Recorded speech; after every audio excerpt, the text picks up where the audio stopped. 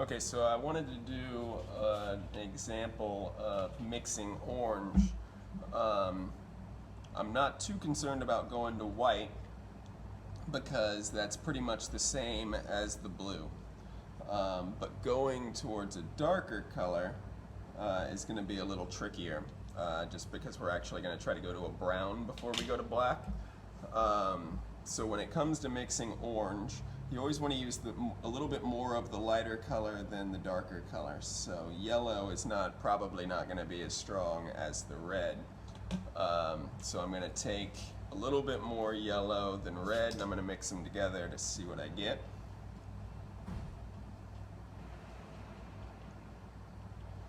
Looks like it's going to still be a little too red.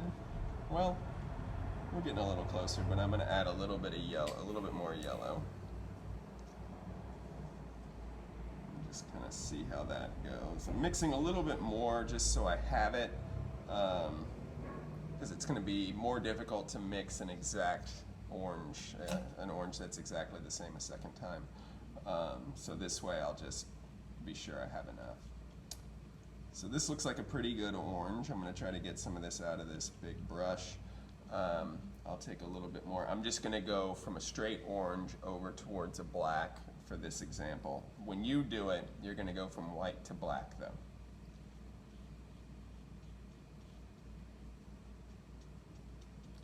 So I've got an orange here. That's not a bad orange ball. Okay, so now what I'm going to do is I'm going to take a little bit of the lighter brown, which is called light brown.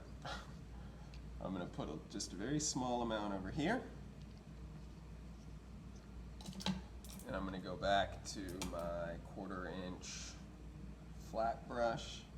I'm going to take a little bit of the brown, start to mix it in with the orange. The same thing would be done with yellow. So yellow and orange, I usually start to go towards a brown before I go into black. It's just an easier transition, and these colors that involve yellow are just really muddied up by the black paint. So I try to go towards the brown to help minimize that a little bit.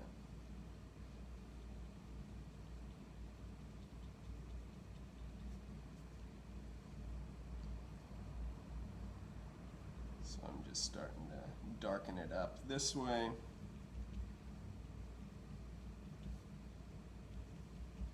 Adding a little bit more brown each time I go to the right to darken it up. You can still see the transparency of that paint as well. I'm also going to go back to this dry brush that I was using last time to try to move that around. And this yellow is much more transparent than the blue was, and I can see that almost immediately in how the brush is affecting the orange paint. So this will definitely take more than one layer.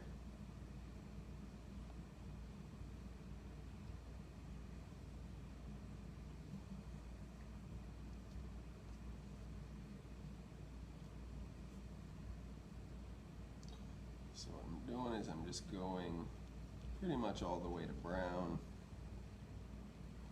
and then I'll start adding black to the brown.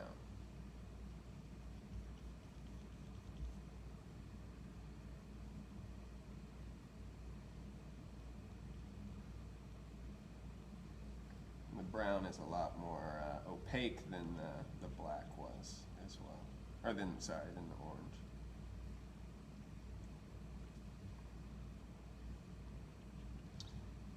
I keep changing brushes a little bit too. That kind of helps keep the darker colors in one brush, the lighter colors in another brush, and I just don't have to wash my brushes as much that way.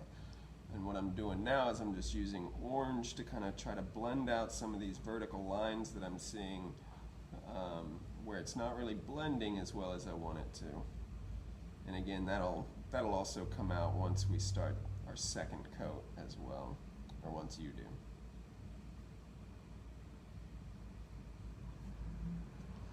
So we've got a decent transition here to the brown.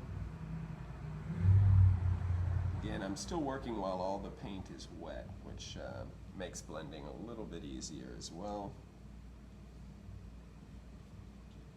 So now I'm going to put just a touch of black over here.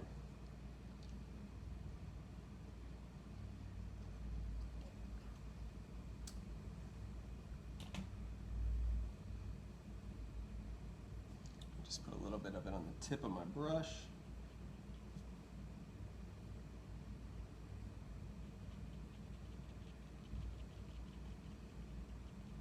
Still working to try to keep it even from the top to the bottom. And you can see that some of that black is leaving the brush as I'm applying it to the paper. So it's automatically just kind of starting to transition to a brown.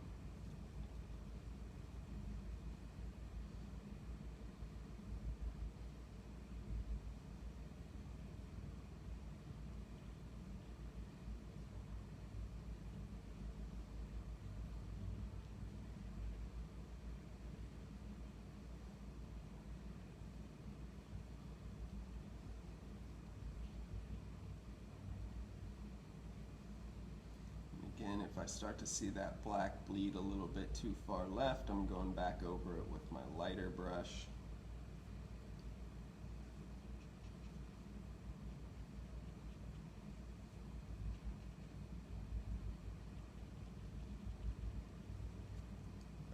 A touch more black.